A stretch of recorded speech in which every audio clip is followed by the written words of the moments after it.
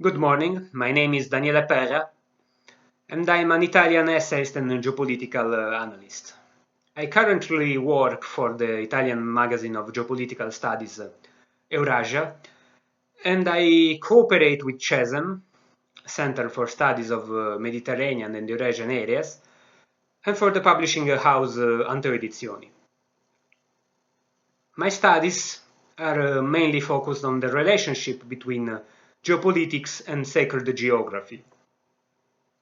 And I can actually say that with my work, I tried, and I'm still trying, to underline that geopolitics is somehow a descendant of sacred geography. Anyway, first of all, I would like to thank you for giving me the opportunity to participate in such an important event. Well, there are many aspects of the current situation of conflict in Ukraine that are totally ignored in Western countries. By the way, when I say West, I mean it not as a geographical concept, but as an ideological concept. The West nowadays, culturally hegemonized by United States, is the space where is the space of the refusal of everything that is sacred. The West, in other terms, is the space where the holy becomes unholy. The German philosopher Martin Heidegger used the word Angeist to describe a condition where the spirit of a civilization becomes anti-spirit.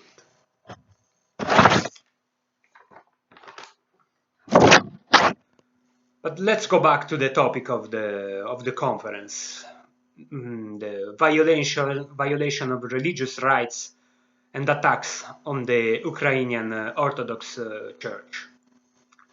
Well, I strongly believe that these aspects of the conflict, a conflict started actually many years ago, is part of a process that I defined in my books as westernization of space.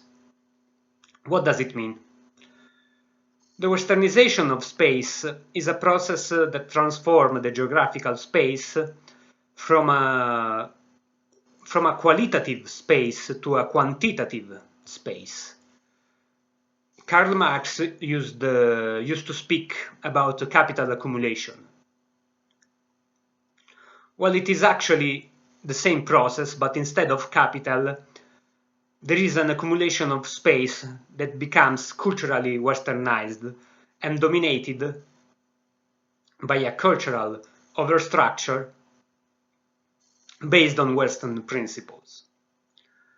So it becomes a space where the supposed tolerance is only a mask to hide deep forms of cultural racism. As we know, Europe nowadays is merely the periphery of the West. Europe has been conquered by the hegemony of the West, the United States. And Europe has been conquered not only in a military way. NATO, for instance, is only a tool to keep Europe in a condition of geopolitical captivity. Europe has been conquered by the far West, so by the United States, also metaphysically. Actually, we can say that Europe has been metaphysically annihilated by the far West. This is very important, in my opinion, because what we are witnessing today in Ukraine, it's the same process. Something that we saw already also in Serbia. Serbia, for example, has been separated from the area where there are the metaphysical foundations of the country, Kosovo and Metohija. the West, in fact, has created the state that became a narco state, a criminal state in the center of the Balkans, in a place where there is one of the most important center of Eastern Christianity, maybe comparable only with Mount Athos in Greece. The same process is ongoing in Ukraine, where the rights of the Ukrainian Orthodox Church are continuously violated in order to sustain the predominance of the Orthodox Church of Ukraine, which it is actually again a Western creation that has bought autocephaly from the Patriarchate of Constantinople thanks to Western money, US dollars. And again, we are witnessing a process of desacralization of the space. I always take as a clear example the new paintings on the walls of the Ukrainian Church of Ternopil, a church that has been blessed by the first autoproclaimed Patriarch of the Orthodox Church of Ukraine, Filaret Denichenko.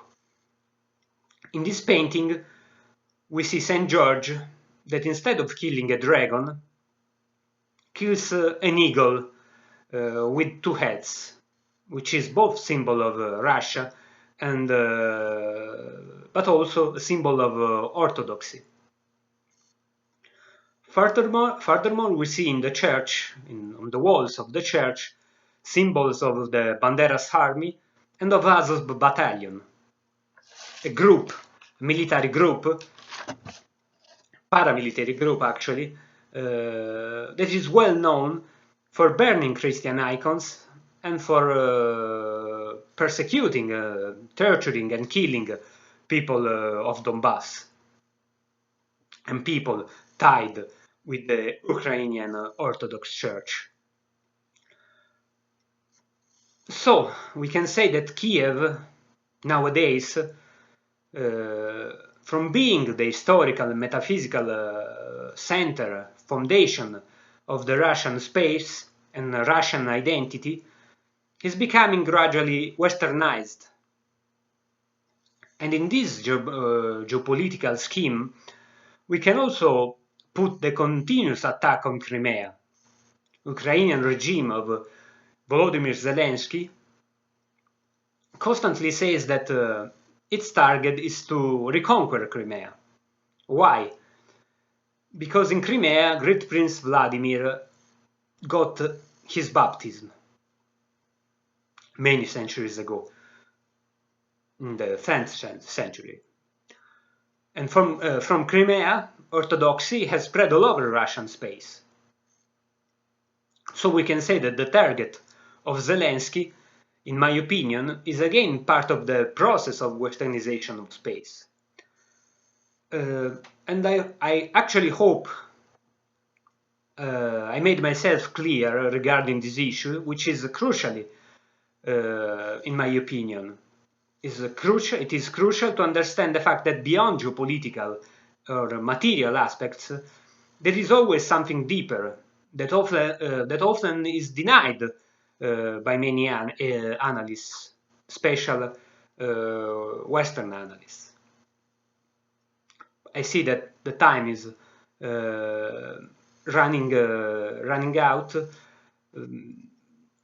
and I believe that I got already enough space. So thanks for the attention, and thanks again for giving me the opportunity to participate in the call.